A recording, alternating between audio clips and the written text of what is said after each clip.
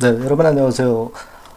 HLB 말씀을 드리는데, 우리가 그 지난 주말에 금요일에 그 막판에 골드만삭스에 의해서 집중 매수가 들어왔던 성격을 다시 한번 체킹을 해드리겠습니다. 이게 과연 어떤 의미에서 들어왔는지 이 부분을 일전에도 잠깐 말씀을 드렸지만은 그보다는 조금은 자세하게 제가 말씀을 좀 드리고 그것이 주가에 어떤 영향을 미칠 것인가. 이 부분도 이제 말씀을 드릴 거예요. 그리고 여러분들에게 이제 누차 말씀을 드렸다시피 미팅 전에 이전 고점을 돌파해서 새로운 시세를 낼 개연성도 있습니다.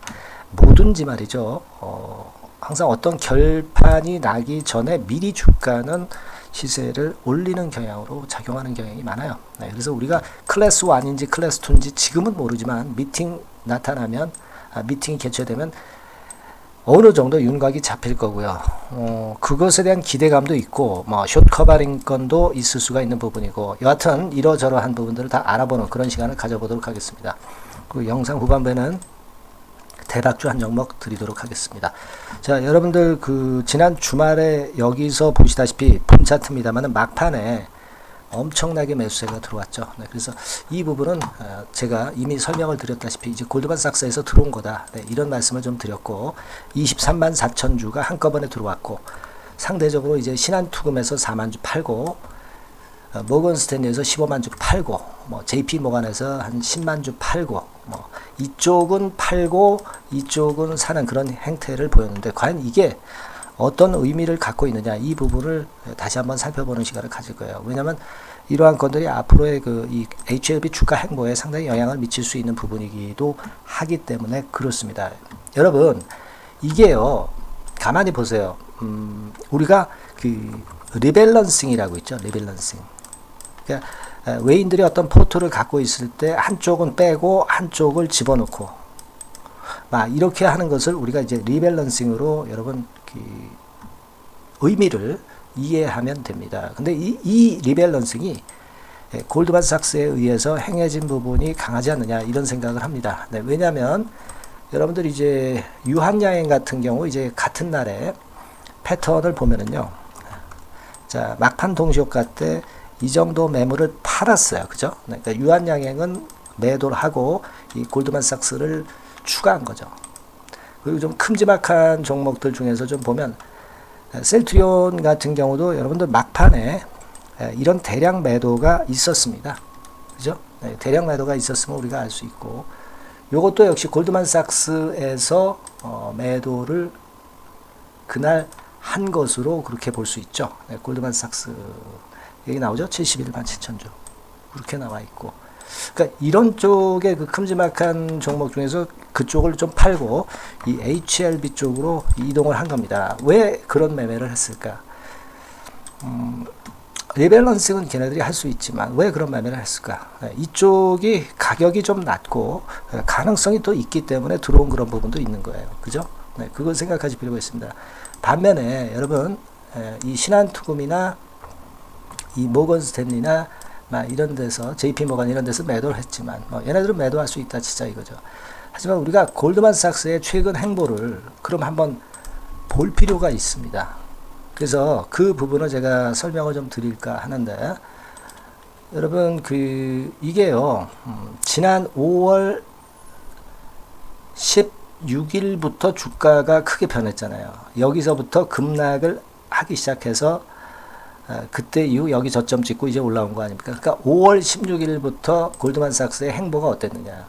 그걸 좀 볼 필요가 있습니다. 그래서 5월 16일자부터 최근까지 동향을 골드만삭스를 좀 보니까 자, 여기 한번 참고로 보시면 자, 이런 식으로 이 골드만삭스에서는 계속 매수를 해 왔고 매도를 하지 않았음을 우리가 알 수 있습니다. 그죠? 요걸 알 수 있어요. 그리고 우리가 주가 변화가 HLB가 이때부터 나타났지 않습니까? 그러니까 2023년 12월 8일 정도부터 지금까지 골드만삭스가 어떤 행보를 보였느냐 이것도 우리가 참고적으로 보면은 도움이 좀 될 것 같아요. 그래서 그걸 한번 살펴보면 2023년 12월 8일 날짜부터 최근까지 골드만삭스에서 한 156만 주를 순매수를 했음을 우리가 알 수 있네요. 그죠? 네, 그래서 골드만삭스 여기 동향을 보면 막 이런 식으로 계속 순매수를 이어왔음을 좀 알 수 있습니다.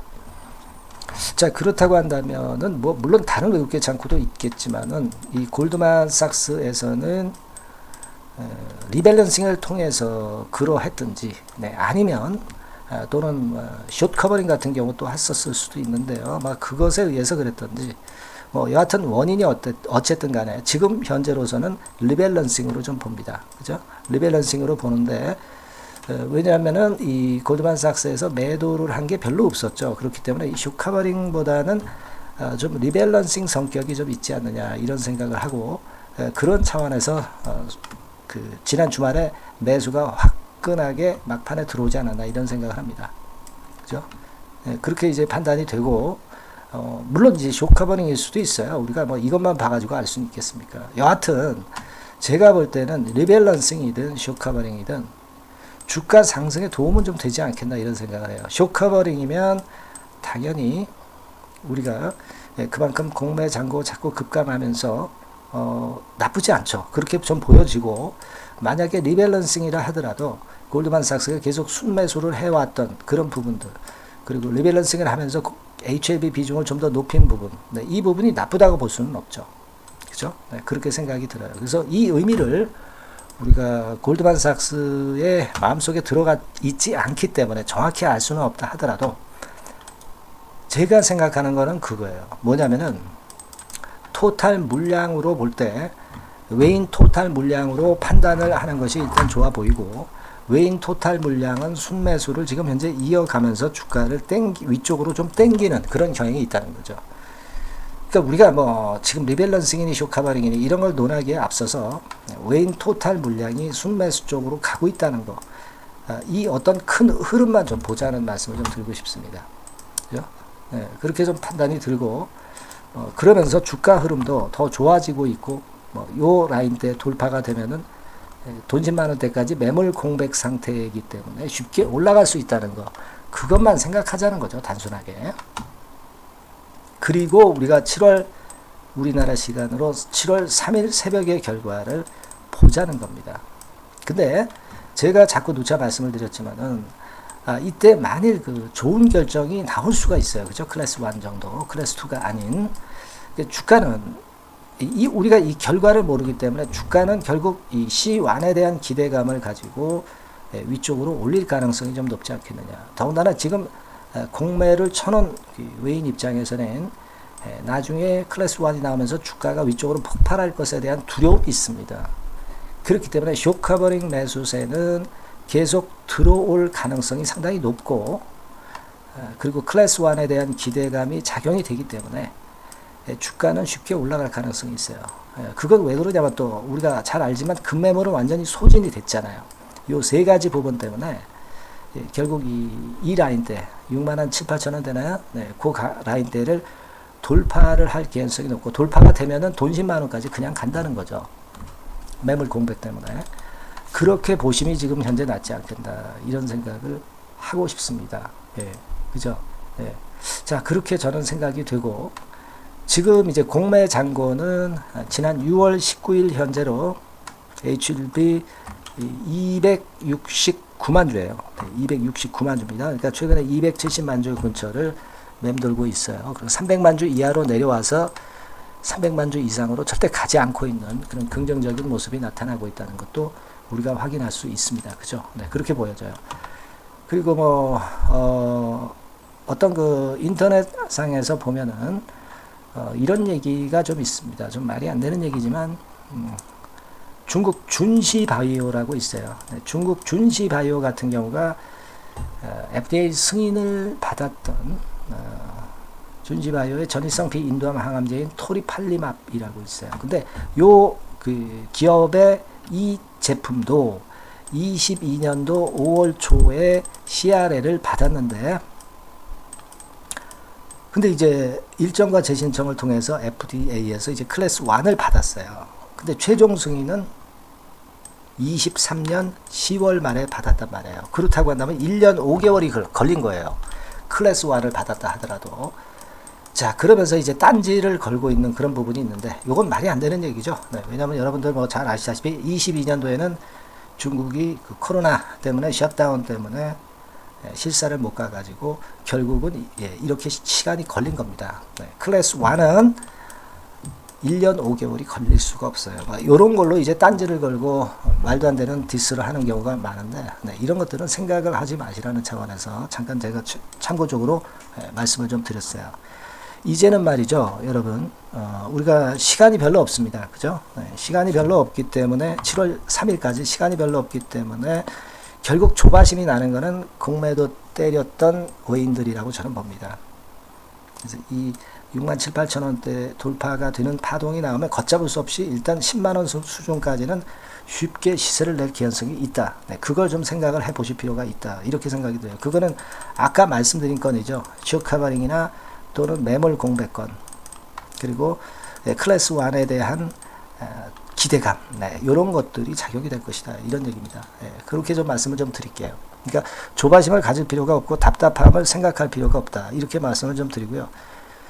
다만 이제 갑작스런 재료가 나온다든가 그럴 때는 우리가 거기에 따른 매매를 생각을 하셔야죠. 그러니까 그 부분들은 제가 갑작스럽게 나오는 상황에 대비할 수 있도록 여러분들께 계속 중요 업데이트를 실시간으로 드릴 거예요. 그러니까 여러분들이 HLB라고 꼭 문자를 주시기 바랍니다. 그래야 여러분들이 타이밍을 놓치지 않습니다. 그게 중요한 거라고 저는 봐요. 문자를 꼭 주시고요. 그리고 이제 HLB 외에도 좋은 종목 나오면 제가 막바로 말씀을 좀 드리고 있어요. 그래서 상단에 같은 전화번호입니다만은 숫자 1만 입력 주시면 급등주나 중장기 추천주나 뭐 단기 추천주 장중에 말씀드리고 매수부터 매도까지 말씀드리고 있습니다. 꼭 이용을 한번 하시고요. 1이라고 문자 주시고 HLB라고 문자 또 주시고 그렇게 해 주시면 여러분들한테 상당히 도움이 될 거예요. 아시겠죠? 그리고 궁금한 점이 있으면 문자로 적어서 보내주시면 제가 최선을 다해 볼게요. 그렇게 말씀드립니다. 그러니까 여러분 용기를 잃지 마시고 제가 말씀드린 중요한 그 한 세 가지 건 클래스 1 기대감 그리고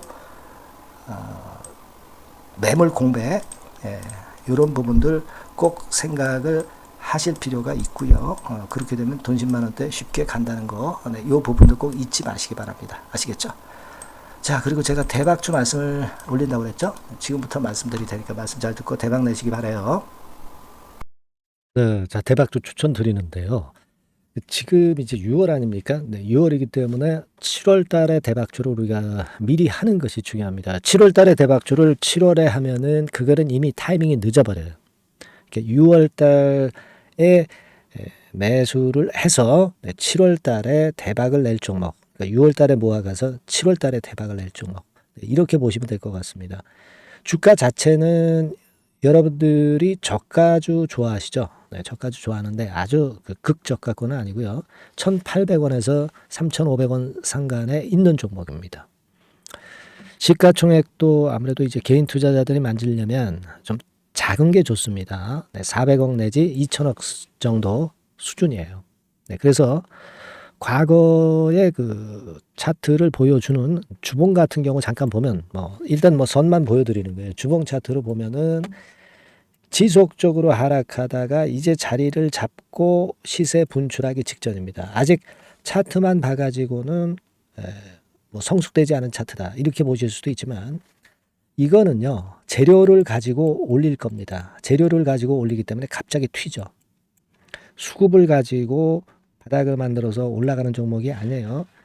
이게 재료가 나와서 튈 종목이기 때문에 이런 형태의 모습은 우리가 절대 이르지 않습니다.